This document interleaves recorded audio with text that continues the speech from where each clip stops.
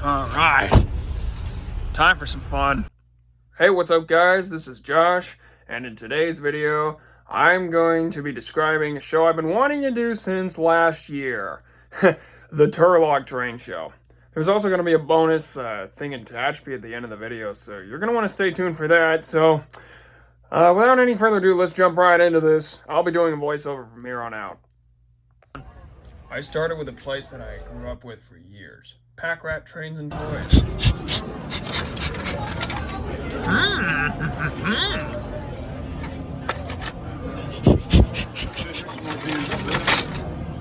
Connor wanted another one. Oh yeah, that's right, he did.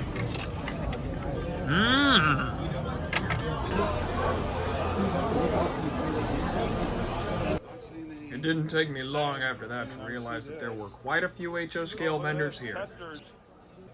There was also this little table, again.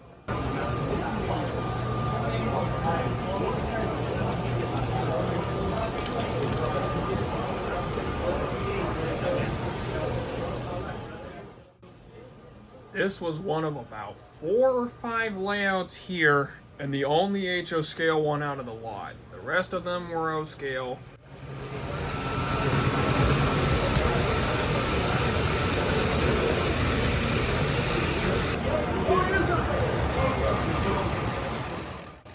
This layout in particular kind of struck me because of how bland it was, but the fact that it was bland kind of reminded me about something. In the end, you really don't need all the scenery or any of the big details, because this layout shows that all you need is just a controller, some track, and a little train to have a good time.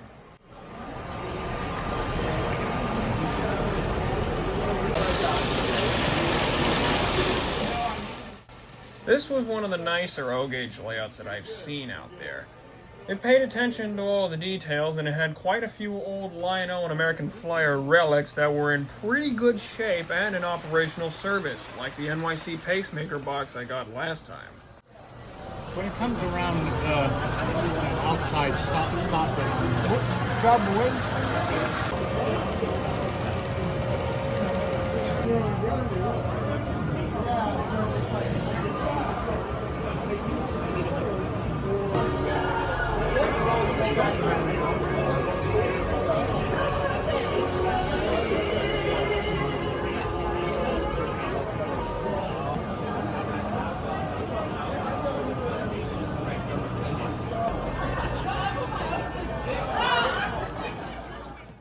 There was honestly way too much stuff here for my own good. Had I not set a budget of about $200, I would have blown myself out of money completely by now. Thankfully, from the lectures of my good buddy Trackmaster Tehachapi, I have actually gained better spending habits. Only about half my budget was spent on this show, as you're going to see in a little bit. In the black and orange tiger spot. But this is black wood. This is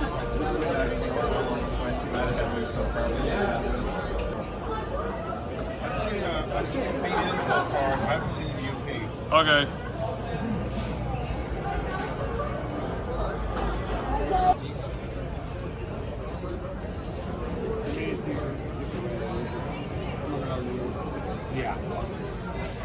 Yeah. We can try these. I'm going in the next bin over. Quite a few in here as well. Indeed.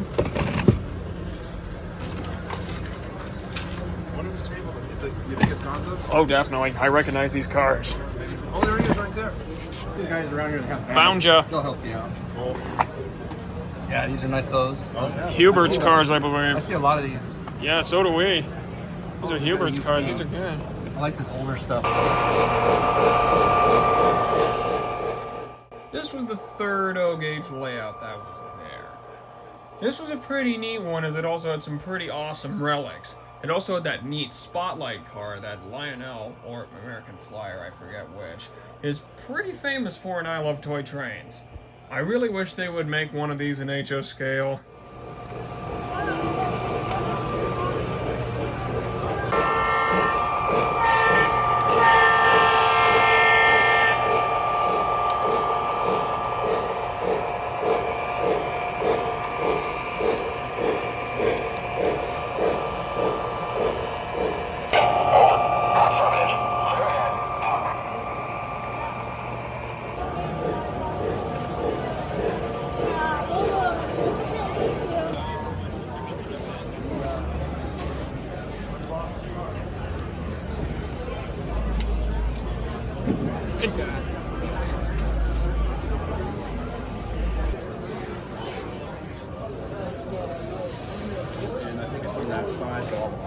Alrighty.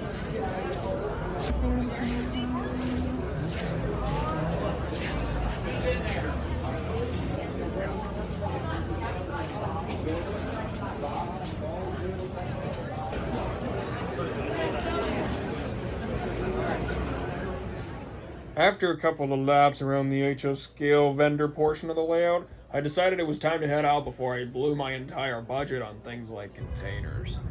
This is where the real fun begins.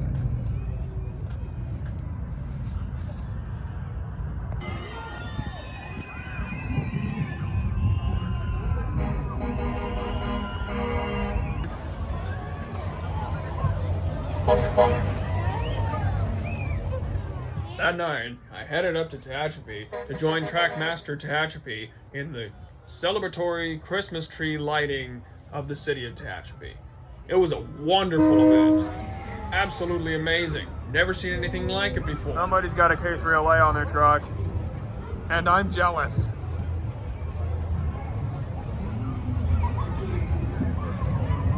Get up here.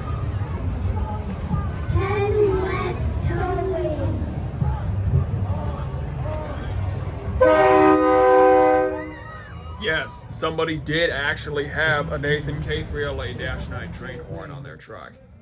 And I'm still jealous as I'm recording this. Look at that!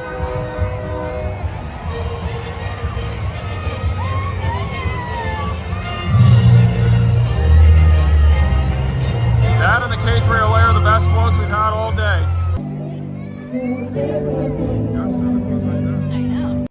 After the little parade, it was time for the tree lighting. 7, 6, 5, 4, 3, 2, 1, 0.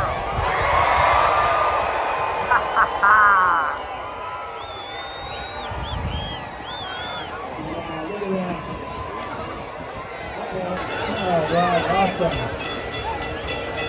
This is closing out. A BNSF train even came by as all this was going down.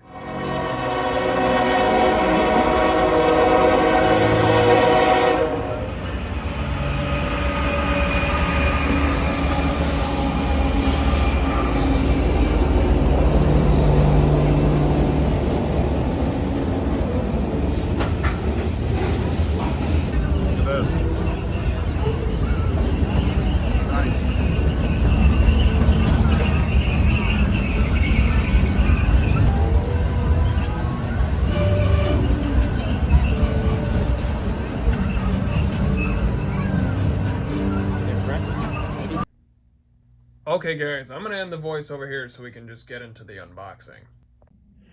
Okay guys, it's been a long day, so my voice sounds a little weird. I probably blew it out doing some stuff. But whatever, let's get going on this and see what kind of loot we picked up today. I only spent half my budget again, and some of it was on some pretty good stuff I'm gonna need.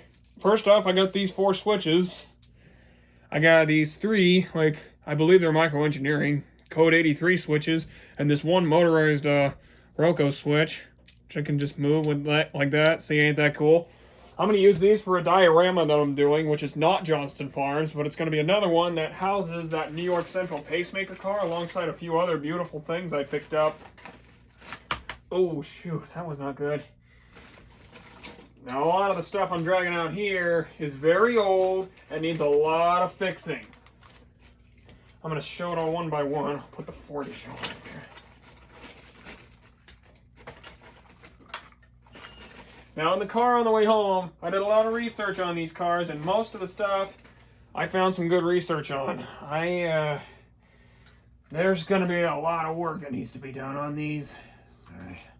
I have railroad OCD, so it has to be perfect. There we go. I had to place some parts back on there. Is there another one? Yeah, there's one more here. Here's the end to one of them.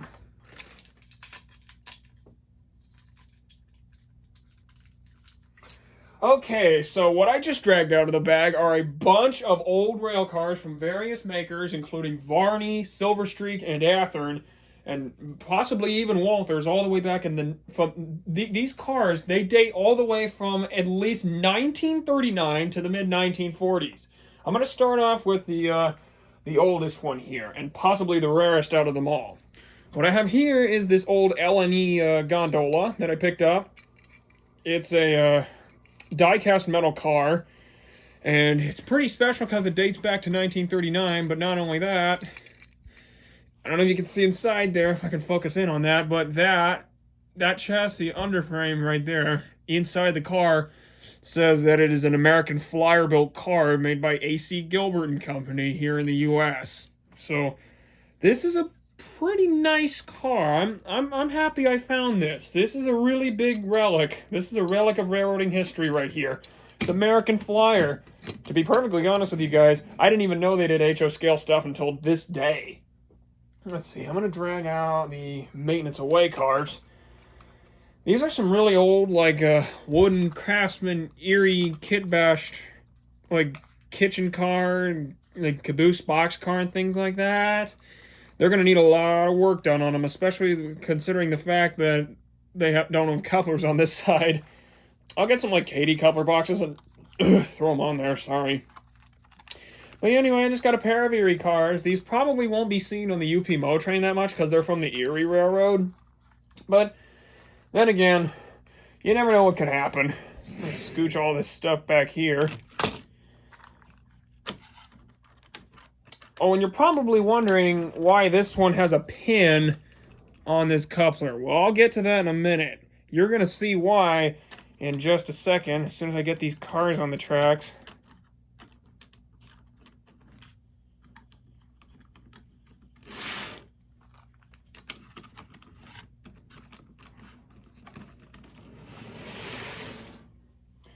Okay, now that that's done, I'm going to get focused on the other things here. I have an unknown maker. I have no idea who made this, but it's got a die-cast metal underframe, die-cast metal body, really old car, and as you can notice, they are nowhere even close to the knuckle couplers. These couplers are very old, and they're very unique, to say the least. I'm going to probably put some replacement trucks on this car and get it rolling out there. In the meantime, I'll just throw it here. And I also got another pacemaker box. It's another wooden underframe. Let me try to get a good angle of that. Like, there's a wooden underframe right here and die-cast metal body. It's another one just like the one that I got at the last show I was at, except this one's like just dead. There's no coupler boxes, there's nothing. So what I got right here, up next, is a, is a Silver Street Green Bay and Western reefer, built during that period, wooden underframe, die-cast metal body, very nice. It's an old reefer, so it's a pretty nice car. One thing that's really interesting about this car, I don't know if you guys can see that, is that the chain, the brake chain, actually moves on this car, so that's pretty awesome if you ask me. This is a nice car. There's a reason I'm picking up all of this stuff from the 30s and 40s, and you're going to see why once I get my first diorama completed. Okay, so let me grab this one here. What I got here is an old Santa Fe reefer, likely Silver Street, could be Athearn, but I think it's Silver Street because, like the Green Bay Western, the doors on this one are painted on, so man, these cars are going to need a lot of work. Okay, so what I got right here is actually probably one of the best cars of them all. I have this UP 40-foot box, probably an old Athearn kit, wooden underframe, die-cast metal body, probably an old Athearn. This car has metal couplers and metal wheels, so I could run this at the club because it does have that NRA gauge on it, and it's a heavier car, so it probably would match the weight. I'm thinking about taking this down to the club and running it there, if we're being perfectly honest, because, I mean, it would be nice to have a Union Pacific MOW consist down there. Let me just set that here. It would be nice to have that. Okay, let's see, what else should I take? Alright, here's a good one. What I have right here is an old Erie gondola. It took me a long time to find any clue about who made this at all. And some of them cars, I didn't even find the maker for, like the Mo cars. I have no idea who made those. But this one I got a clue on because of the trucks. These are really old trucks, and they say Walters like right here, so I'm thinking this was one of the old Walters Craftsman kits of that time, also with the really, really old couplers. Pretty nice car, if you ask me. I can't wait to get that thing into service. Also with metal wheels and couplers, so I'm debating taking that to the club for no apparent reason. Alright, this is definitely an old Athearn. I know it from the structure. Got an old New Haven boxcar. Pretty roughed up, too. It doesn't have any ends. But what it does have are those nice old couplers. So this car looks like it's been out in the elements for a while. The wood is a little rusty. Not rusty. A little weathered, I guess. There's cobwebs on this car. I don't know what happened to this thing, but I'm gonna clean it up and take good care of it here, and I'm gonna have it housed in the museum diorama. I'm gonna couple these cars up. I got another one of the better looking cars and better operating cars. I don't know who made this one, but what's nice is that it has like a ballast load too. So what this could be for me is like I'm probably gonna make this a BNSF Mo car and give it some Katy couplers, because I'm going to take this sucker along for a spin. It's got metal wheels, so it's very nice. I like this. GN number 312. Solid wood, too. No plastic about that thing, aside from those stupid couplers. I'm going to drag the other one out here. A nice old wooden Texas and Pacific. I don't know if you can see very well in there. Let me see if I can try to focus in there, if possible. This car has a solid wood body. There's no metal at all. Ouch. Just hope I didn't get splintered by it just now. Anyway, this is an old TP car with metal wheels. I'm surprised how many cars had metal wheels back in the day. But anyway, this car has metal wheels and needs a coupler interchange right here. But other than that, this could be a good car to run. Now, keep in mind, most of these ancient relics are going to be housed in the Model Railroad Museum diorama I'm planning on doing. Especially this one. This is a really special one right here. Oh, the end's coming off. I believe this is another Athearn. I think so, anyway. Kind of die-cast frame, wooden body. There's a really special feature about this car, though. The coupler on this end is a real coupler. Like, I'm not even kidding you. It's a Lincoln pin coupler. I can push it up or pull it up, and I can open the coupler. Just like that. The coupler is open. I can push it closed, and the pin goes into position. This is a real Lincoln pin coupler. It's an amazing feature. I had no idea that even existed in HO scale, but I really like it. And this will probably be paired up with the New York Central pacemaker that I got at the last show. I'm going to set that over here. And that's all the old relics that I picked up. Now it's time for the stuff that the good stuff that I got at the show, the modern stuff. Wait, what just fell off? Oh, I'll get that. Oh, wait, I almost forgot one thing. I almost forgot this. Another ancient relic of a car. Pretty lightweight. But this is an old GN box from the probably early 40s.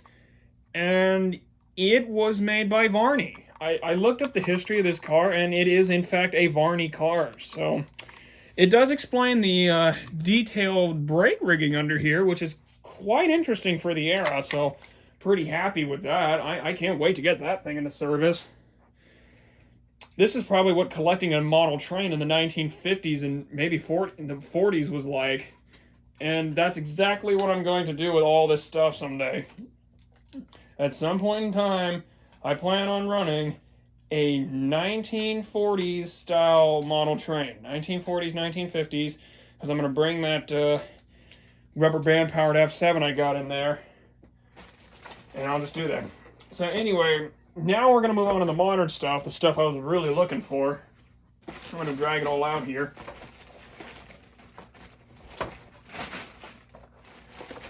I only got a little bit of stuff from the modern department this time, only about 7 cars, because I was looking for relics to preserve. So I'm going to drag this out here. Oh man, these are loose. So what I got here is a nice Missouri Pacific gondola from Athearn with a load of signal boxes. I'm probably going to actually use these signal boxes for something. Like, I'm probably going to use them to house some signals on the layout if I have the room. So I was looking for a Mopac gondola for some time, and I was still trying to find one with the Screaming Eagle or Buzzsaw logo on there. So I'm happy with getting this so far, though. This is a good start. Man, I am running out of storage fast. Good thing the Johnston diorama's almost done.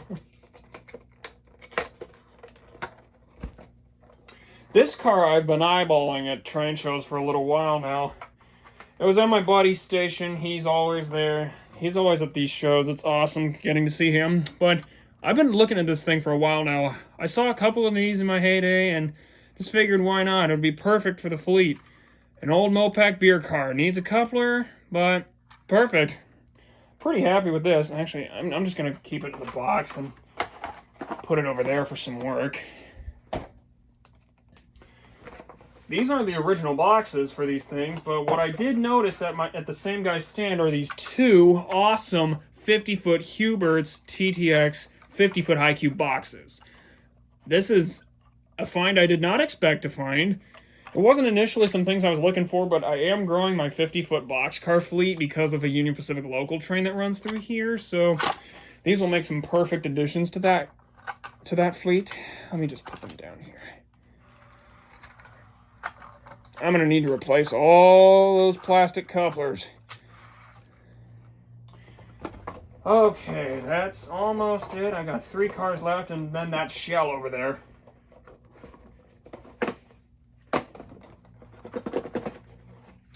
I just saw one of these the other day, and I've been searching for one ever since. This was on a BNSF manifest when I was volunteering at the Tehachapi Depot, a Transportation Corporation of America car. And I finally got one. It's going to be perfect for the grain fleet. I can't wait to throw this in there. And I cannot wait for the adventure of trying to locate storage space for all this stuff.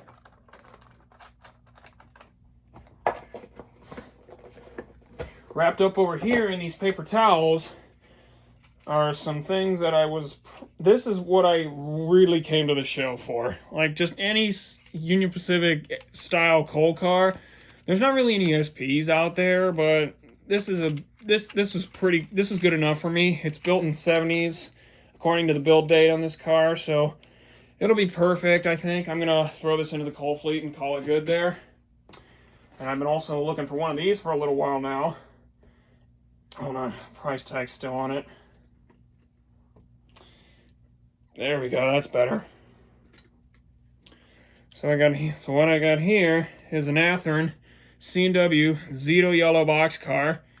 I've always liked these for some weird reason, so this was only about $10, so I picked it up because it was just like, it was pretty awesome to find. I used to see these a while back. I don't know where the heck they all went off to. I'm gonna keep those off to the side. And now, for the final thing that I got for only $1 exactly. This Athearn Blue Box Santa Fe SD40 shell. I'm going to find an underframe and some trucks and couplers for this, and I'm going to get a decal sheet, and I'm going to number this to BNSF number 1747.